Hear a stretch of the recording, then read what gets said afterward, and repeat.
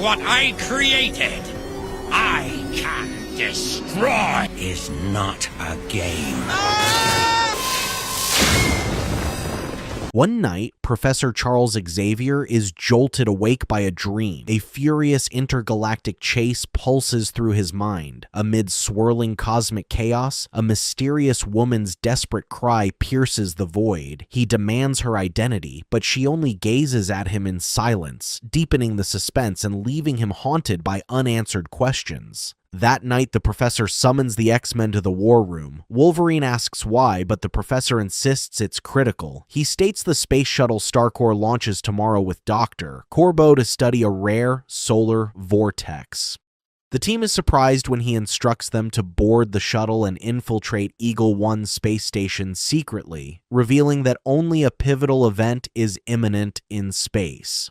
Cyclops tells everyone to prepare, but as Storm gets ready, the professor tells her to stay on Earth. Before departure, Cyclops privately questions the professor about the withheld mission details and whether it means a lack of trust. The professor reassures Cyclops of his trust, but confides that recent visions have shaken his confidence and control, and he does not know what they mean. The X-Men fly the Blackbird to the launch pad, evading radar undetected. After landing, Storm summons a thick fog for cover. Inside, Cyclops signals Jubilee to get caught deliberately. Jubilee is disheartened, explaining she has always dreamed of being an astronaut. Cyclops tells her that if no one is caught, the government will abort the launch and expose their presence. He assures her Storm and the professor will extract her after liftoff. The X-Men find astronauts in the changing room, and Cyclops knocks them out. They lock them in the isolation chamber, hoping they stay hidden. Dr. Corbeau enters before they put on helmets and is surprised. Jean uses her powers, so he sees them as his team. The launch succeeds.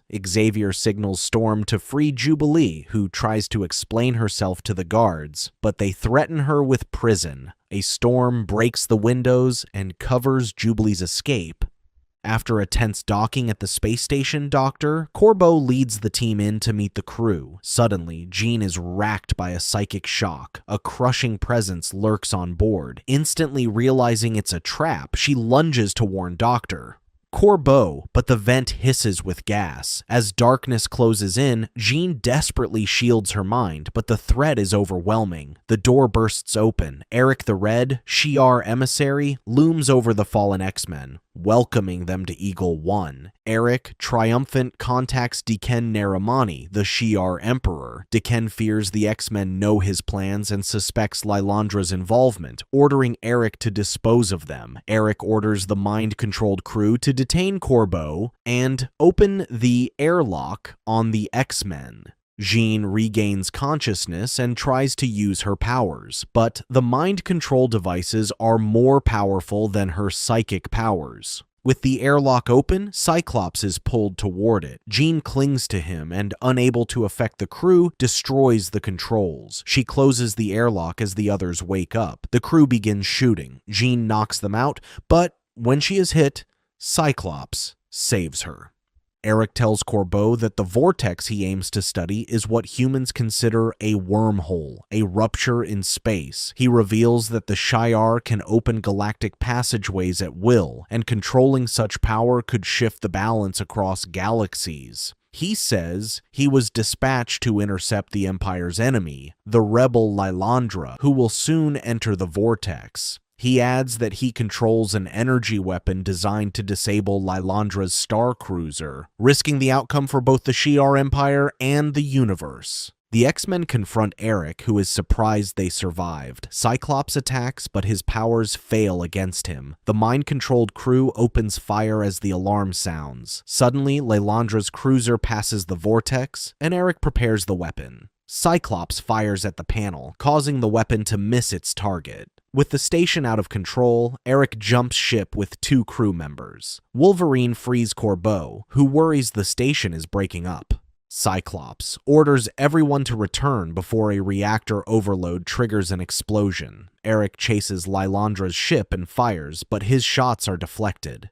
Dr. Corbeau and the others escape before the station explodes, but now head directly for the Star Cruiser's energy contrail. He explains they can't change course after the controls are damaged. Beast suggests using the solar probe for its shield. With the autopilot off, Corbeau has to stay behind to pilot the shuttle for re-entry. Beast doubts he'd survive the radiation long enough to land. Jean absorbs Dr. Corbeau's flight training so she can pilot the shuttle. She insists that she can generate a psychokinetic shield to protect herself during re-entry. Cyclops tries to stop her, but Jean telepathically knocks him out. After securing everyone, she pilots the shuttle for re-entry when she suddenly screams from the unbearable pain.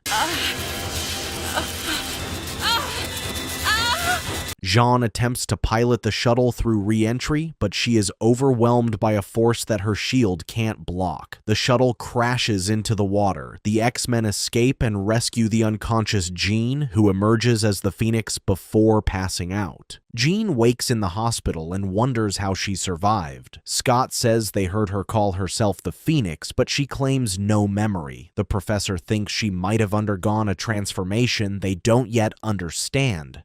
Unless they learn more, she should stay at the hospital. Later, Scott confronts the professor, blaming him for sending the team in without proper information. The professor argues that he shared all information, and a good leader always stays on guard. Beast stops their arguing, claiming no preparation or leadership could have prevented events. He says what matters is examining the mind control implants to help track the ship that went through the vortex. Outside, Wolverine is frustrated at what happened and takes it out on the trash in the alley. Beast offers to accompany him, but when he fails to get a taxi, Wolverine claims that he will just spend some time alone. The professor goes to his aircraft on the roof when he is suddenly hit with a powerful psychic probe, and his dark side materializes out of his body. Dark Xavier then uses his powers to locate the rest of the X-Men.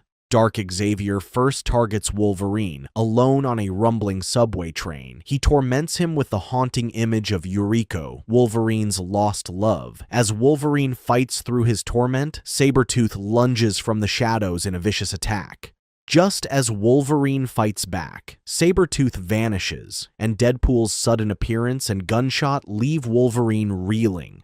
Dark Xavier crafts the illusion of a helpless, bound Jubilee. Wolverine plunges onto the tracks, barely dodging a speeding train to rescue her phantom form. Downtown, Gambit and Jubilee were lining up for a Broadway show when Dark Xavier showed up and attacked them. Jubilee nearly got run over, but Wolverine saved her. Gambit and Jubilee try to attack him with their powers, but Wolverine tells them it won't work, as he is not real. Dark Xavier claims that their powers can't hurt him, for he has created the X-Men, and what he makes, he can destroy. Jubilee calls out to Storm, worried that the professor has gone crazy on them. Suddenly, cops arrive at the scene and order them to surrender. Storm comes and summons a fog to cover their retreat. Later, Dark Xavier shows up at the hospital and attacks Scott. Jean sees through the trick and explains that Dark Xavier is making him imagine a force beam is affecting him. She declares that it's all in his mind. When Dark Xavier refuses to stop, Jean blasts him with her powers. She explains it was just a psychic projection from the professor's mind. When asked why, Jean claims the professor's mind seems out of control. She tracks him to the roof, where he fell unconscious in his aircraft. The X-Men find the professor, shaken and battered. He describes a psychic assault so powerful it shattered all his mental safeguards, unleashing his darkest impulses. His subconscious lashed out, trying to destroy what he loves most. The X-Men.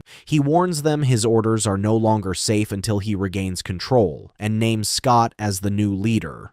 That said, Professor distances himself from the X-Men, worried that his powers would hurt them. He travels to Muir Island to seek help from a friend. That night, the Professor is hit with a psychic probe again. This time, rather than fighting it, he embraces it, and an alien appears before him, Lilandra, the sister of Deken, Emperor of Shi'ar.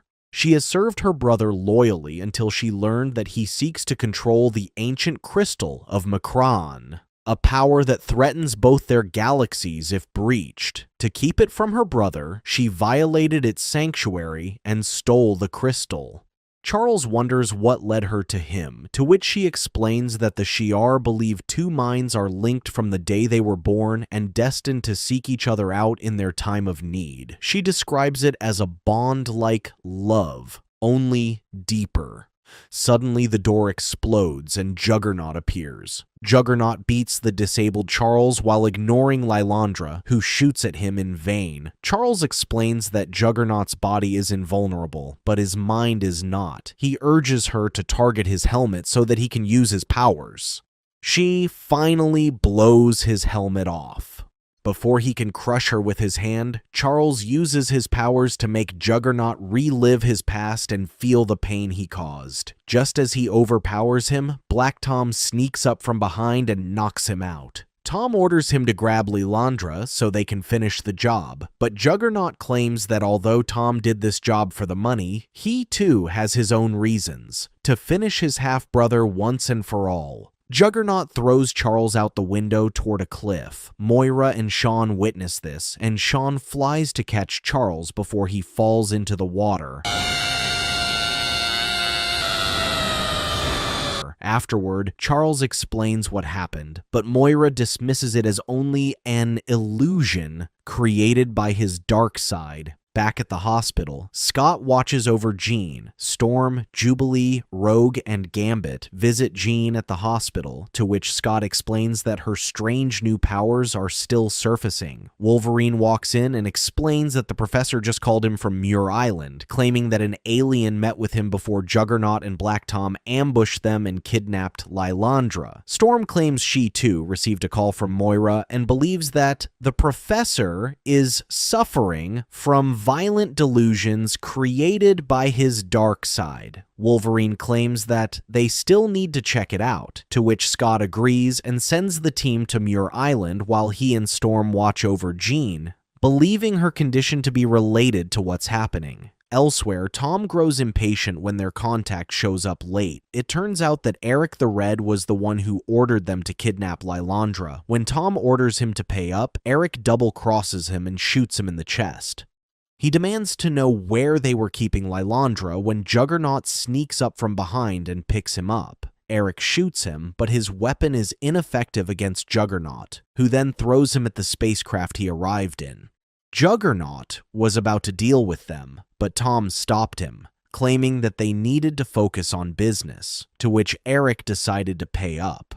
The X-Men arrive at Muir Island, to which Moira was displeased, worried that their presence would only trigger more of the professor's delusions. Wolverine explains that the professor needs them, and only he can distinguish if the professor's delusions are real or not. Checking the room, Wolverine quickly recognizes Juggernaut's scent and verifies the professor's story. Meanwhile, Eric interrogates Lilandra, who quickly recognizes him as one of the Emperor's spies. When asked where the crystal is, Lilandra refuses to answer him and telepathically calls for help. Although the professor is unable to find where they took Lilandra, Sean recognizes the location when the professor describes a banner featuring a stag fighting a dragon. Sean explains that the banner the professor saw in his visions is the Cassidy family crest, which is carved in stone above the hearth in the Great Hall of Cassidy Keep. Sean offers to help them after realizing that his family is involved. When they arrived at the castle, Rogue reminded Wolverine that they were no match for the Juggernaut and should focus on rescuing Lilandra and escaping. Rogue and Jubilee keep Juggernaut busy while Gambit duels it out with Eric. Wolverine tries to free Lilandra, but Black Tom tries to shoot him from behind. Banshee jumps to block his attack. Worried that it's got out of hand, Eric orders Juggernaut to bring Lilandra to his ship. Tom throws a grenade at the X-Men, which traps them in ice. Wolverine breaks free and helps the others, while Rogue flies through the ceiling to stop the enemy from escaping. When they were about to fight again, Gladiator, the leader of the Emperor's Praetorian Guard, arrived. Gladiator is displeased at Eric for failing in his mission to capture Lilandra and recover the crystal. Lilandra confronts Gladiator, questioning his loyalty to her brother, being a warrior of honor. Gladiator explains that he serves the imperial throne of the Shi'ar, and Deken sits on the throne. Juggernaut grows impatient and tries to punch Gladiator, but he remains unfazed. Gladiator retaliates and throws Juggernaut off the island with ease.